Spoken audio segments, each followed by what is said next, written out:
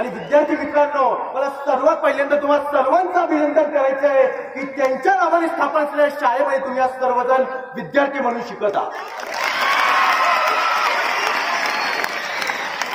बाळांनो, ही माती काय, ही शाळा काय, त्याच्या आधी तुम्हाला मी परिचय करून देतो, त्याच्या आधी तुम्हाला माहिती देतो. ही शाळा, ही माती जी आहे, ही माती म्हणजे नुसती एखाद्या शाळेमध्ये असलेलं मातीचं मैदान नाही, सिमेंटचं मैदान नाही, इथे काही 4 भिंती उभारल्या म्हणून ही शाळा तयार होत नाही. ही शाळा वास्तवाचं ज्ञान देते, ही शाळा वास्तव घडवते. मला स्वतःचा माझा काळ आठवतो.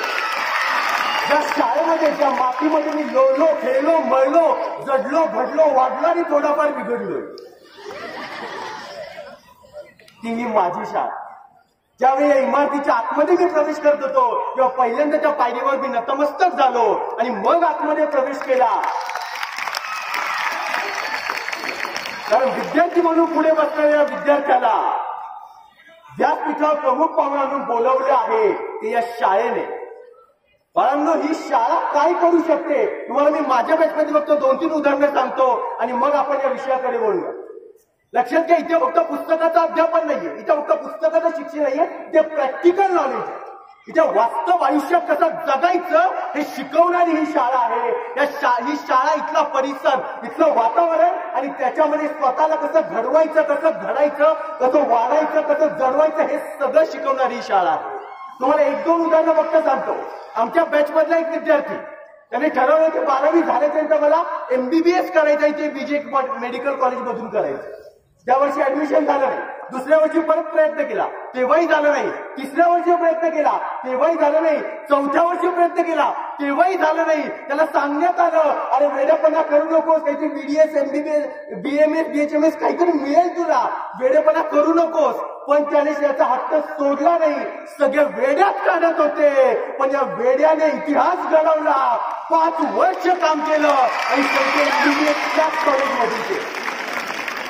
दुसरा एक विद्यार्थी, त्याचं नाव आहे सचिन डाले. हा विद्यार्थी इथून शिकला. BCSच्या क्लासेसची त्यांनी सुरुवात केली आणि आज सांगलीच्या साई चौकामध्ये आधीचे सगळे क्लास बंद पडले, पण त्या मुलाचा क्लास चालू आहे.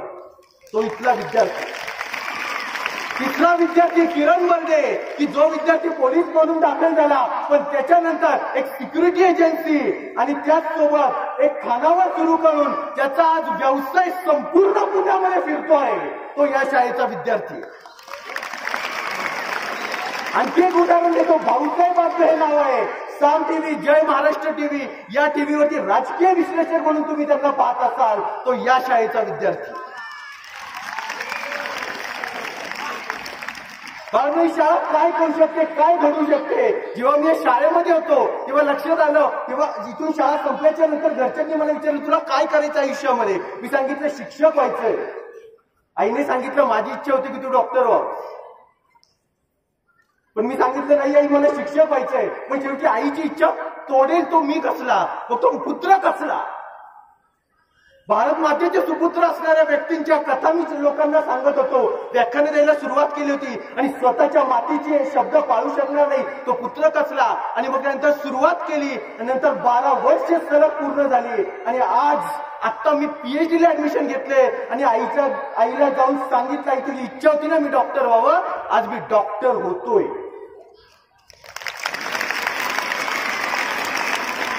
दुसरा एक विद्यार्थी जो मंचरवरून आलेला होता, मला आठवती त्या वेळची त्याची जी कंडिशन होती किंवा त्याची जी परिस्थिती होती. या विद्यार्थ्याला त्याच्या शाळेच्या, सरकारी शाळेची फी भरण्याची त्याच्याकडे पैसे नव्हते आणि हा विद्यार्थी इकडून तिकडून आपल्या नातेवाईकांकडून फी गोळा करत होता. आज वडगाव दायरीमध्ये करोडोंची प्रॉपर्टी त्याने स्वतःच्या दवाखान्याच्या माध्यमातून उभारली. हे सगळं जे घडवते ना ती ही शाळा घडवते आणि इथली प्रेरणा घडवते. अशी काय प्रेरणा आहे इथल्या शाळेमध्ये किंवा इथल्या नावामध्ये, त्याची आज मी तुम्हाला प्रचिती देणार. ऐकणार सगळे? लक्षात घ्या, नेताजी सुभाषचंद्र बोस, महात्मा गांधींनी ज्यांचा देशभक्तांचे देशभक्त असा नावलौकिक केला, असा गौरव केलेला आहे, ते नेताजी सुभाषचंद्र बोस. त्यांच्या संदर्भात बोलण्यासाठी आज मी तुमच्या समोर उभा आहे. नेताजींचा जन्म वगैरे या सगळ्या गोष्टी आता सांगून झालेल्या आहेत. 1897 साली जन्म झाला, पण आत्ताच्या काही भाषणामध्ये ज्या गोष्टी झाल्या नाहीयेत त्याच्यावरती मी काही फोकस करणार. त्या गोष्टी मी मुख्यतः तुमच्या समोर मांडणार आहे. नेताजी ज्यावेळी पहिलीसाठी शाळेमध्ये दाखल झाले, मुळातच आता सांगण्यात आलेल्या भाषणाप्रमाणे त्यांचं घर श्रीमंत होतं, वडील सरकारी वकील होते, आईकडून पाहिले तर एक श्रीमंत कुटुंब होतं. आणि ते ज्यावेळी शाळेमध्ये दाखल झाले त्यावेळी त्यांना शाळेमध्ये प्रवेश मिळाला, तो एका इंग्रजी शाळेमध्ये. इंग्रजांनी स्थापन केले एका शाळेमध्ये प्रवेश मिळाला, आई वडिलांनी इथे प्रवेश दिला आणि त्या शाळेमध्ये मधली सुट्टी झाली. साधारण एक आठवडा आधी शाळेचा झालेला होता, इयत्ता पहिलीला होता. मधली सुट्टी झाली, सुट्टी झाली, सगळे जेवायला बसले आणि जेवायला बसल्या त्यांना लक्षात आलं भारतीय मुलं वेगळी बसली आहेत आणि इंग्रज मुलं वेगळी बसली. त्यांनी आपल्या मित्रांना विचारलं असं का. मित्र म्हणाले अरे इंग्रजांची शाळा आहे ना, जेवतो. जेवण झालं की सुभाषचंद्र म्हणाले चला आपण खेळायला बाहेर जाऊयात. त्याच्यावेळी भारतीय मुलांनी सांगितलं, त्या इंग्रजांच्या मुलांनी सांगितलं मैदानात उतरायचं नाही. हे म्हटले काय नाही होत, चला. नेतृत्वाचा आरंभ तिथून बाहेर पडले, मैदानात आले, खेळायला सुरुवात केली. आणि त्याच वेळी ते इंग्रज विद्यार्थी होते ते समोर आले, त्यांनी सांगितलं यू आर ब्लॅक मॅन, तुम्ही कृष्णवर्णीय आहात, तुम्ही भारतीय आहात, तुम्हाला या मैदानामध्ये खेळता येणार नाही. सुभाषचंद्र बोसांनी विचारलं का. त्यावर समोरून उत्तर आलं कारण ही शाळा आमची आहे, हे मैदान आमचं आहे आणि आम्ही हवं तेव्हा तुम्हाला इथून बाहेर काढू शकतो. Dogs and Indians are not allowed. त्याकडे अशा पाट्या असायच्या. सुभाषचंद्र बोसांनी उत्तर दिलं जरी शाळा आणि हा देश तुमचा आहे म्हणून तुम्ही आम्हाला इथून बाहेर काढत असाल तर लक्षात घ्या हा देश आमचा आहे. आम्ही या देशातून बाहेर काढून टाकू. आता लहान मुलांची लुटुपुटीची भांडणं चाललेली होती, बाजूने शिक्षक चालले होते. त्या शिक्षकांनी बोलावून घेतलं आणि ज्यावेळी मुद्दा ऐकला तेव्हा सर्व मुख्याध्यापकांकडे घेऊन गेले. म्हणाले मुद्दा महत्वाचा चालू आहे.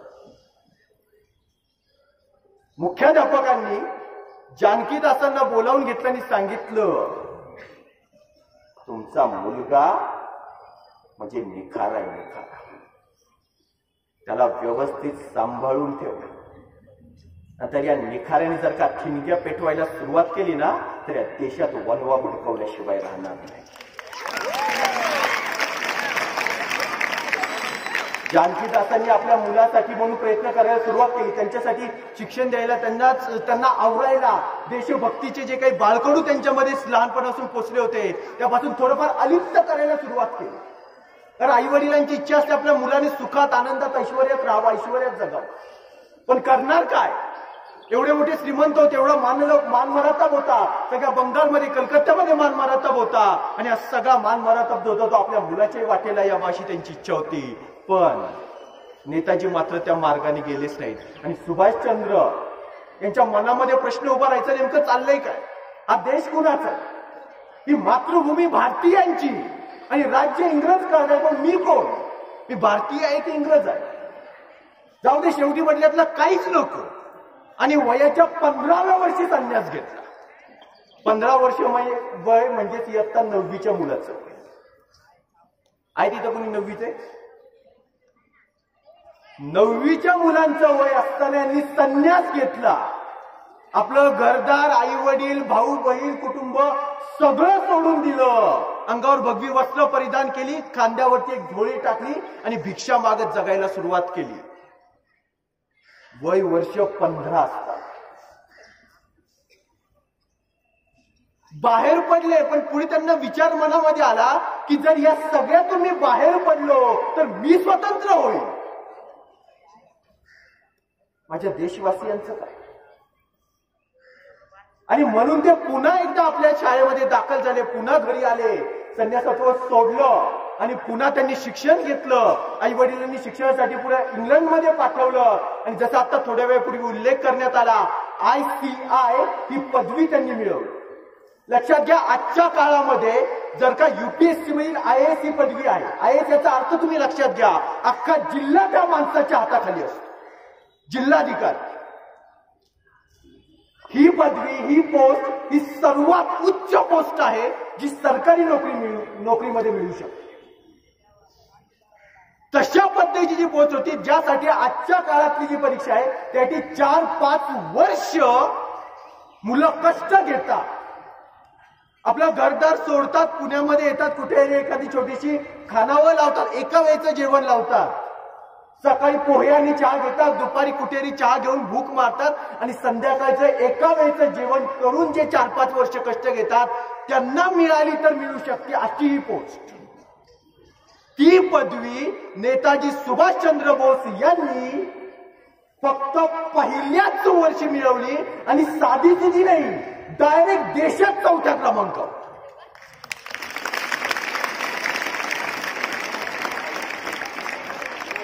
आणि ही बातमी आईवडिलांना समजली कशी? सगळ्या देशाच्या वृत्तपत्रांमध्ये ही बातमी छापून आलेली आणि बंगालमध्ये तर प्रचंड कौतुक सुरू झालं. सगळीकडे त्यांचं नाव आलेलं होतं. जानकीदासांना आपला आनंद गगनात पावेना, आपल्या मुलाचं सार्थक झालं, आयुष्याचं सार्थक झालं, आता मोठा अधिकारी बनून राहणार. आणि कलकत्त्यासारखं शहर की जे एकेकाळी इंग्रजांची राजधानी होतं, इंग्रजांची पाळंमुळं ज्या राज्यातून निर्माण झाली, ते कलकत्त्यासारखं शहर या ठिकाणी आता आपल्या मुलाचं नाव लौकिक होणार. यामुळे ते प्रचंड आनंदित होते, प्रचंड उत्साहात होते आणि मुलाची वाट पाहत होते. पण इकडे सुभाषचंद्र बोसांनी केलं काय?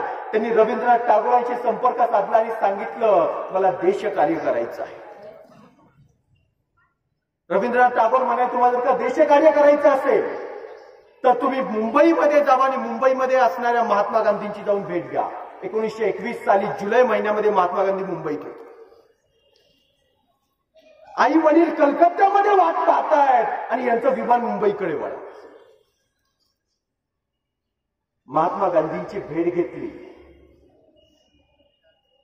आणि त्यांनी महात्मा गांधींच्या आदेशानुसार बंगालमध्ये असणारे चित्तरंजन दास यांच्याकडे ते गेले आणि त्या ठिकाणी असहकार आंदोलनामध्ये सहभाग घेतला.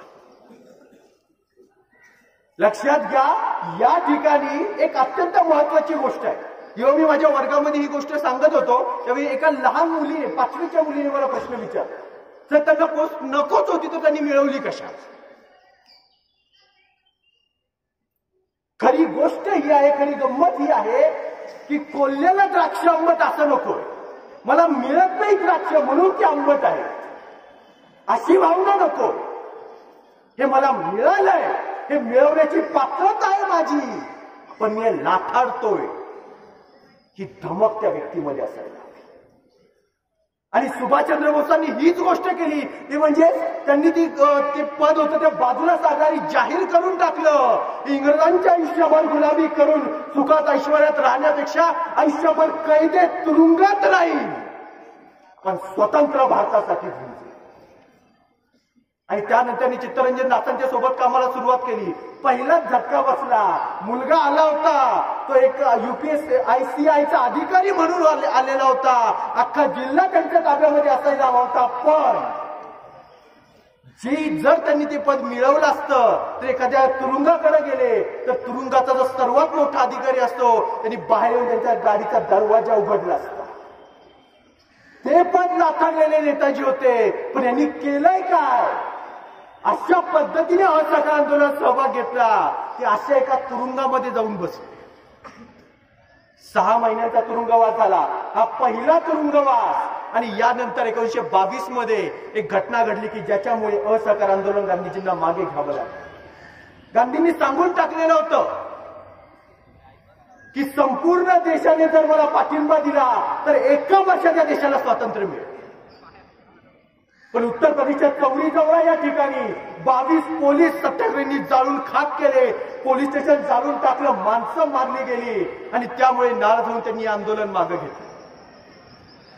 लक्षात घ्या, गांधीजी सुद्धा काय गोष्ट आहे. आज हे जे वर्ष आहे, हे वर्ष महात्मा गांधींचं 150वा जयंती वर्ष आहे. बाळांनो, महात्मा गांधी काय व्यक्तिमत्व होतं. गांधींनी तेव्हा सांगितलं की एक वेळ या देशाला स्वातंत्र्य उशिरा मिळालं तरी चालेल, पण हिंसेच्या आधारावर स्वातंत्र्य मिळण्याचा आदर्श नको. कारण जर हिंसेच्या आधारावर देशाला स्वातंत्र्य मिळालं तर भावी पिढी पुढे तोच आदर्श उभा राहील आणि भावी पिढी ज्यावेळी कुठल्या हक्कासाठी उभी राहील तेव्हा ती हेच धडे देईल. आणि म्हणून गांधीजींनी ते आंदोलन मागे घेतलेलं होतं. पण सुभाषचंद्र बोस हे त्यापेक्षा वेगळे होते. गांधीजींना प्रचंड मानणारे होते. लक्षात घ्या, आज बोलत असताना, आज भाषण करत असताना माझा जो मूळ मुद्दा असेल तो गांधीजी आणि सुभाषचंद्र बोस यांच्यामध्येच मी ठेवणार. कारण अख्खे सुभाषचंद्र बोस सांगायचे म्हटलं तर मी दिवसभर सांगू शकणार नाही आणि तुम्ही दिवसभर ऐकू शकणार नाही. तसं मला शाळेचं आणखी एका गोष्टीच्या बाबतीत विशेष कौतुक करायचं वाटतंय, ते म्हणजेच साधारणतः मी ज्या ठिकाणी व्यासपीठावर जातो तिथं असं पाहिलेलं असतं की प्रेक्षक उन्हामध्ये असतात आणि व्यासपीठ सावलीमध्ये असतं. इथे मात्र बहुतांश प्रेक्षक सावलीमध्ये आहेत आणि व्यासपीठावरच्या उन्हात तळतात. हे महत्वाचं आहे. स्टेजची जागा बदलली नाहीये. पुढची गंमत लक्षात घ्या, पुढची गोष्ट लक्षात घ्या. तिथून नेताजी निघाले आणि नेताजींनी तुरुंगातून बाहेर पडल्यानंतर त्यांनी पुढे केलं काय तर चित्तरंजन दास ज्यावेळी कलकत्त्यामध्ये त्यांनी महापौर पद भूषवलं, कलकत्त्याचे प्रथम अधिकारी झाले किंवा नेत्यांच्या हातामध्ये सत्ता दिली, त्यांच्या हातामध्ये काही अधिकार दिले आणि नेताजींनी पहिलं काम काय केलं तर कलकत्त्यामध्ये इंग्रजांच्या राज्यामध्ये इंग्रजांच्या नावाने तयार झालेले रस्ते, बंगले या सगळ्यांची नावं बदलून टाकली आणि क्रांतीवीरांची नावं द्यायला सुरुवात केली. विचार करा किती मोठी गोष्ट आहे. कलकत्त्यामध्ये इंग्रजांच्या राज्यामध्ये इंग्रजांच्या जुन्या राजधानीमध्ये इंग्रजांनी दिलेली इंग्रजांची नावं बदलून भारतीयांची नावं, नुसत्या भारतीयांची नाही तर इंग्रजांच्या विरोधात उभ्या राहणाऱ्या लोकांची नावं द्यायला सुरुवात केली आणि याच्यामुळे त्यांचं नाव संपूर्ण देशभर झालं आणि अशा पद्धतीने त्यांचं कार्य पुढे चाललेलं होतं. 1925 साली गोपीनाथ नावाच्या एका क्रांतिवीराला ज्यावेळी फाशी झाली ते त्याच्या पार्थिवावरती धाय मोकलून रडलेला हा काँग्रेसचा जो पदाधिकारी होता. याला पाहिल्यानंतर इंग्रजांना जाणवलं की हा मवाळ पद्धतीचा नाहीये, हा जहाल पद्धतीचा आहे. हा महात्मा गांधींना मानतो पण महात्मा गांधींच्या विचारांमध्ये पूर्णपणे विश्वास ठेवेल असा हा माणूस नाही आणि त्यांच्यावरती लक्ष ठेवायला सुरुवात केली. आयुष्यामध्ये तब्बल 16 वेळा त्यांनी तुरुंगवास भोगलेला आहे. पण आणखी एक महत्वाचा मुद्दा लक्षात घ्या. 1930 साली पंडित नेहरू आणि सुभाषचंद्र बोस या दोन अशा व्यक्ती होत्या की ज्या व्यक्तींनी संपूर्ण स्वराज्याची मागणी देशभर केली. यावेळी गांधीजींनी वसाहतीच्या स्वराज्याची मागणी केली होती आणि या दोघांनी ज्यावेळी संपूर्ण स्वराज्याची मागणी केली त्यानंतर यांना तुरुंगवास झाला आणि या तुरुंगामधून त्यांना बाहेर काढण्यासाठी गांधीजींनी सरकारसोबत करार केला. सुभाषचंद्र बोस बाहेर पडले पण गांधीजीची दुसरी गोष्ट होती म्हणजे भगतसिंहांना आणि त्यांच्या साथीदारांना बाहेर काढण्याची, ती पूर्ण होऊ शकली नाही. इंग्रजांनी त्यांना सोडायला परवानगी दिली नाही आणि सुभाषचंद्र बोस यांना या ठिकाणी प्रचंड मोठं दुःख झालं.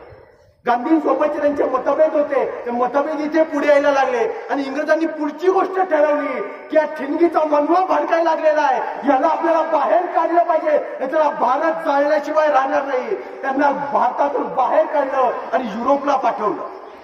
युरोपमध्ये असताना तिथे विठ्ठलपंत पटेल, विठ्ठलदास पटेल यांच्यासोबत भेट झाली आणि या दोघांनी तिथे भरपूर मोठं काम केलं आणि शेवटी विठ्ठलदास पटेल यांचं निधन झालं तेव्हा त्यांनी आपली करोडोंची प्रॉपर्टी सुभाषबाबूंच्या नावावर केली. कारण विश्वास होता हा माणूस देशासाठी एक पैसा खर्च करतो. सुभाषचंद्र बोसांनी ती प्रॉपर्टी घेतली पण याच्या विरोधामध्ये कोर्टामध्ये सरदार पटेल उभे राहिले. तुम्हाला या पण गोष्टी माहिती असल्या पाहिजे. नेत्यांमध्ये म्हणजे आजच्याच काळातल्या काही नेत्यांमध्ये मतभेद होतात असं काही नाही, जुन्या काळातही होतो आणि यांची कोर्टात केस झाली आणि त्यामध्ये नेताजी हरले, सरदार वल्लभभाई पटेल जिंकले. त्यांनी ती सगळी प्रॉपर्टी घेतली आणि ती महात्मा गांधींच्या हरिजन सेवाला दान केली. त्यांना स्वतःला नको होत. पुढची गंमत लक्षात घ्या. आता यानंतर आहे तो म्हणजे सर्वात महत्वाचा मुद्दा आहे तो म्हणजे 1939 सालचा. ऐकतात ना सगळे? सगळ्यांना ताड बसलेले. नेताजी सुभाषचंद्र बोसांची नाव असणारी शाळा आणि या शाळेतले विद्यार्थी मेंगळ्यासारखे खाली माना पाडून बसले नको, सगळे ताड बसलेले हवे. विद्यार्थी मित्रांनो, 1939 साली महात्मा गांधी आणि सुभाषचंद्र बोस यांना एक गोष्ट जाणवली ती म्हणजे दुसऱ्या महायुद्धाचा आरंभ होतो. आणि महात्मा सुभाषचंद्र बोस यांनी सांगितलं की ॲडॉल्फ हिटलर याला सगळं जग जिंकायचंय, आपण त्याची मदत घेऊयात आणि हा देश स्वतंत्र करूया. कारण जगावर राज्य कुणाचं? इंग्रजांचं. जिंकायचे कोणाला? जर्मनीला. त्यामुळे इंग्रजांचा भारत असल्यामुळे भारत जिंकणं अर्थातच त्याला आवश्यक होतं. पण गांधीजींनी सांगितलं शत्रू ज्यावेळी संकटात असेल त्यावेळी त्याच्यावरती आपण हल्ला करायचा नाही, महायुद्ध संपू द्या, मग आपण पुन्हा स्वातंत्र्याचे प्रयत्न सुरू करू. पण सुभाषचंद्र बोसांना ही गोष्ट मान्य झाली नाही आणि दोघांचे जे मतभेद झाले त्याच्यातून सुभाषचंद्र बोस तिथून बाहेर पडले, काँग्रेसमधून बाहेर पडले आणि त्यांनी फॉरवर्ड ब्लॉक नावाचा पक्ष स्थापन केला. इंग्रजांनी अटक केली. अटक झाल्याच्या नंतर त्याच काळात दुसऱ्या महायुद्धाचा आरंभ झाला. आता हा आरंभ लक्षात घ्या, हा आरंभ जो होता अशा पद्धतीचा होता की याच्यामध्ये सुभाषचंद्र बोसांना जेलमध्ये राहिलेलं परवडणार नव्हतं. त्यांनी सुरुवात केली आमरण उपोषणाला. शेवटी इंग्रजांना लक्षात आलं की हे जर का जेलमध्ये यांना काही झालं, तुरुंगात काही झालं तर सगळी जनता आपल्या विरोधात पेटून उठेल. त्यामुळे त्यांना घरी पाठवलं आणि घराच्या बाहेर साध्या वेशातले पोलीस फिरते ठेवले. आणि सुभाषचंद्र बोस यांनी जाहीर केलं आता मी पुन्हा एकदा संन्यास घेणार आहे. संन्यास घेणार आहे म्हणून जाहीर केलं. इंग्रजांना वाटलं बरं झालं, डोक्याची बॅत गेली, सुंठे वाचून खोकला गेला, त्यांना पकडण्याची कैद करण्याची गरज नाही, ते स्वतःच संन्यास घेणार आहे. त्यांनी केलं काय? स्वतःला घरामध्ये कोंडून घेतलं, कैद झाले आणि त्यांच्या जेवणाची जी थाळी होती ती दाराखालच्या फटीतून आतमध्ये जायची आणि तिथूनच ती बाहेर काढली जायची आणि आतमध्ये एकांतात राहायचे. मौन व्रत धारण केलं, पूर्ण शांत, कुणाशी काही बोलायचं. हा प्रकार चाललेला होता आणि एके दिवशी असं लक्षात आलं की जी जेवणाची थाळी जे ताट जेवतं ते दाराखालनं आतमध्ये गेलं, ते तसंच आहे. घरातल्यांनी दरवाजा उघडला, पाहतात तर काय सुभाषचंद्र बोस कुठंच नाही. दोन प्रकारच्या अफवा उठल्या. एक, सुभाषचंद्र बोसांनी क्रांतिवीरांचं सहकार्य घेतलं आणि इथून फरार झाले. आणि दुसरी गोष्ट, आध्यात्मिक गुरूंनी सांगायला सुरुवात केली सुभाषचंद्र बोस यांनी स्वतःला अनंतात विलीन करून घेतलं, सदेह वैकुंठवास. पण गंमत लक्षात घ्या, सुभाष बाबूंनी केलं काय होतं? मुळातच आयसीआयचा अभ्यास करत असताना सगळ्या देशाचा इतिहास अभ्यासला होता आणि त्यामध्ये आपल्या महाराष्ट्रातील छत्रपती शिवरायांचा इतिहास अभ्यासला होता आणि आग्र्याच्या तुरुंगातून बाहेर पडलेले शिवाजी महाराज यांची जशी देशांतर आणि वेशांतराची कल्पना होती तसे ते बाहेर पडले. तिथून बाहेर पडले आणि बाहेर पडले त्यांनी आपलं नाव बदललं, पहिल्यांदा पोशाख बदलला आणि पहिलं जे नाव घेतलं एक इस्लामी व्यक्तीचं नाव घेतलं. अकबर शेख यांच्या सोबत बाहेर पडले. नंतर एका पठाणी व्यक्तीचा पोशाख परिधान केला, पेशावर मार्गे अफगाणिस्तानला गेले, त्या ठिकाणी अफगाणी पठाणाचा पोशाख धारण केला. पण बोलताना आपल्या शब्दांवरून आपण पकडलेले याची जाणीव झाली आणि सुभाषचंद्र बोस यांनी त्याच्यानंतर मुकी आहोत आपण अशा पद्धतीची भूमिका, अशा पद्धतीचं नाटक त्यांनी वठवलं. असं करत करत ते रूसला गेले, इटली, जर्मनी असा प्रवास करत ॲडॉल्फ हिटलर पर्यंत जाऊन पोहोचले. लक्षात घ्या, हिटलर जो होता त्याने त्यावेळी जे देश संपूर्ण जगामध्ये जी कारकीर्द चालली होती ती विजयाची कारकीर्द चाललेली होती आणि त्यावेळी भारतातल्या दोन नेत्यांनी त्यांच्यासोबत संपर्क साधलेला होता. एक होते ते म्हणजे महात्मा गांधी. महात्मा गांधींनी जे पत्र हिटलरला पाठवलं त्या पत्रामध्ये असं लिहिलेलं होतं की आजच्या काळात जर या जगामध्ये शांतता नांदू शकेल असा कुणी नेता आहे तर तो फक्त तुम्ही आहात. हा उपदेश होता की टोमणा होता की काय होता? आणखी माझ्या सहकार्यांनी मला खूप आग्रह केला तेव्हा मी हे पत्र लिहिलं. पण आणखी एक गोष्ट त्याच्यासोबत सांगतो की माझ्या मजकुरात जर काही लिखाणात काही चूक असेल त्याबद्दल क्षमा करा. गांधीजी होते, लक्षात घ्या. गांधीजी काय म्हणतायत? माझ्या लिखाणात, माझ्या व्याकरणात काही चूक असेल तर त्याबद्दल क्षमा करावी, माझ्या मुद्द्यात काही चूक असेल तर क्षमा करावी असं यांचं वाक्य. हे महात्मा गांधी होते आणि त्यांचा अर्थातच हिटलर ऐकणार नव्हता. कारण ह्या दोन व्यक्ती म्हणजे 20व्या शतकामध्ये अहिंसेचा पुजारी म्हणून जगाने ज्याला मान्यता दिली ते महात्मा गांधी होते. आणि दुसरा म्हणजे जागतिक पातळीवरचा सर्वात मोठा क्रूरकर्मा होता तो हिटलर. हे दोघं जण या व्यक्ती होते. लक्षात घ्या आजची कंडिशन काय आहे की आज हिटलर जिथं मरण पावला आहे तिथं आज एक 4 व्हीलरचं पार्किंग आहे. माझ्या new English school Tilak road या शाळेमध्ये ज्यावेळी जर्मनीचे पाहुणे आलेले होते तेव्हा त्यांच्यासोबत आमच्या मुख्याध्यापकांनी चर्चा केली. त्यांनी हिटलर विषयी विचारलं तेव्हा तिथल्या लोकांनी सांगितलं, जर्मनीच्या तिथल्या नागरिकांनी सांगितलं की तो आमच्या देशातला काळा काळ होता. आम्ही तो काळ विसरून गेलेलो आहोत. हिटलर आमच्या देशात जन्माला आला आणि राष्ट्रभक्तीचा खोटा जो काही त्यांनी पुरस्कार केलेला होता त्याच्यामुळे आमच्या देशाची प्रचंड मोठी हानी झालेली. पण सुभाषचंद्र बोस यांना त्यावेळी जागतिक राजकारणामध्ये त्याचा पाठिंबा हवा होता. त्यांनी काय राजकारण केलंय ते पहा. इंग्रजांना जागतिक पातळीवर लढण्यासाठी म्हणून काही फौजेची आवश्यकता होती. असते ना फौजेची आवश्यकता. आता लढणार कसं काय. त्यांनी भारतीय लोकांना ट्रेनिंग दिलं आणि भारतीय लोक लढायला गेले. आता लढाई कुणाची. जर्मनी आणि इंग्लंडची. लढतंय कोण. भारतीय आणि जर्मनी. या लढाईमध्ये भारतीय हरले, इंग्रज हरायला लागले आणि जर्मनीने हे सगळं सैन्य आपल्या कैदेत घ्यायला सुरुवात केली. म्हणजे गंमत लक्षात घ्या. इथं घडतंय काय. जिंकतीये जर्मनी, हरतायत इंग्रज आणि कैद होत आहेत भारतीय.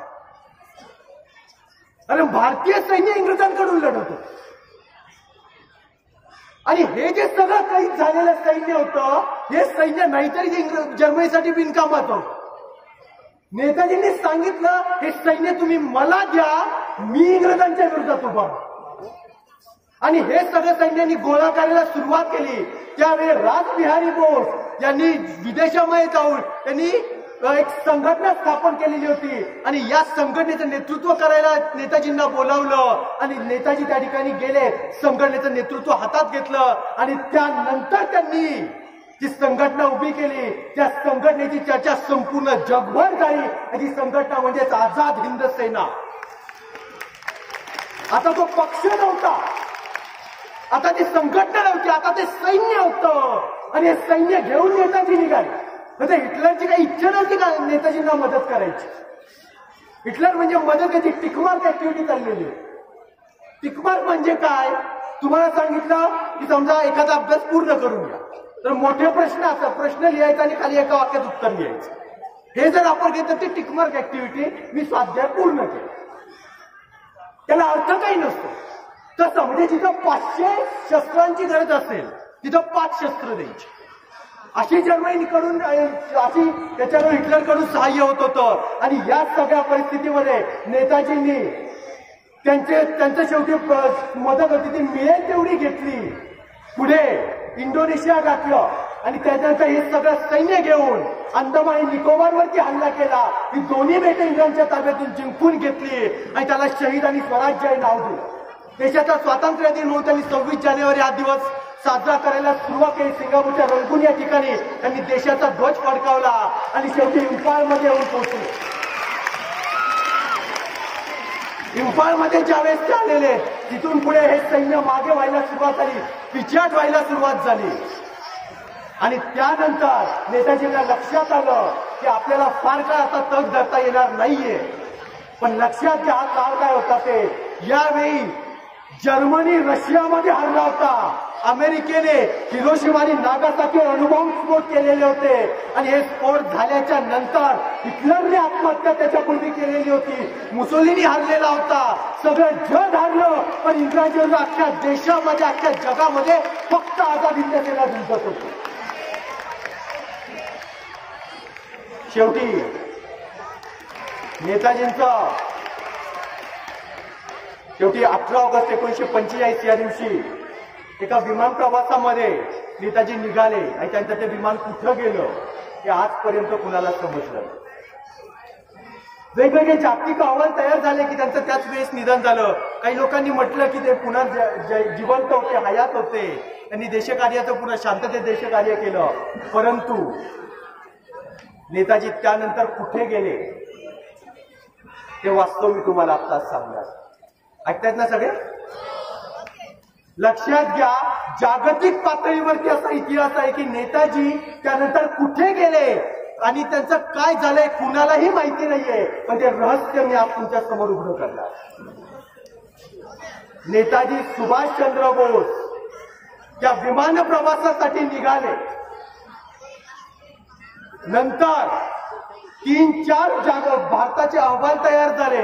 कुणी सांगितलं तेव्हाच निधन झालं, कुणी सांगितलं नंतरही हयात होते. परंतु त्यानंतर नेताजी जे अदृश्य झाले ते कायमचे. नंतर नेताजी हे भारतात आले, ते आपल्या महाराष्ट्रात आले, ते आपल्या पुण्यामध्ये आले आणि स्वतःच्या नावाची प्रेरणा देऊ शकेल अशा पद्धतीची नेताजी सुभाषचंद्र बोस ही शाळा त्यांच्या प्रेरणेतून उभी राहील.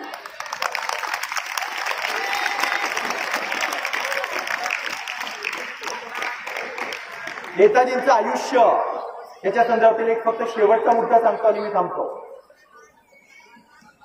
आयुष्यामध्ये अनेक प्रकारचा संघर्ष करणारे नेताजी,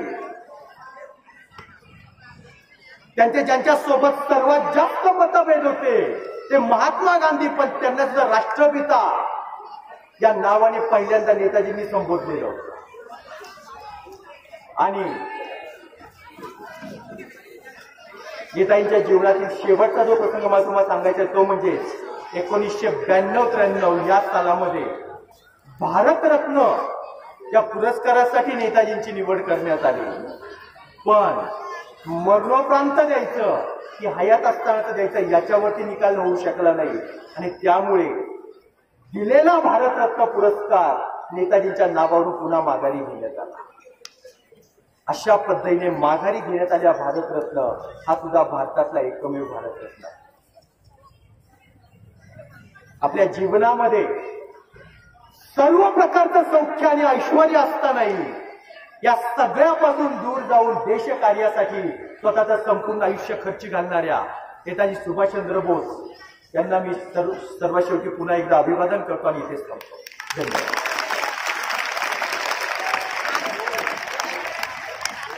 धन्यवाद योगेश पाटील. प्राध्यापक योगेश पाटील.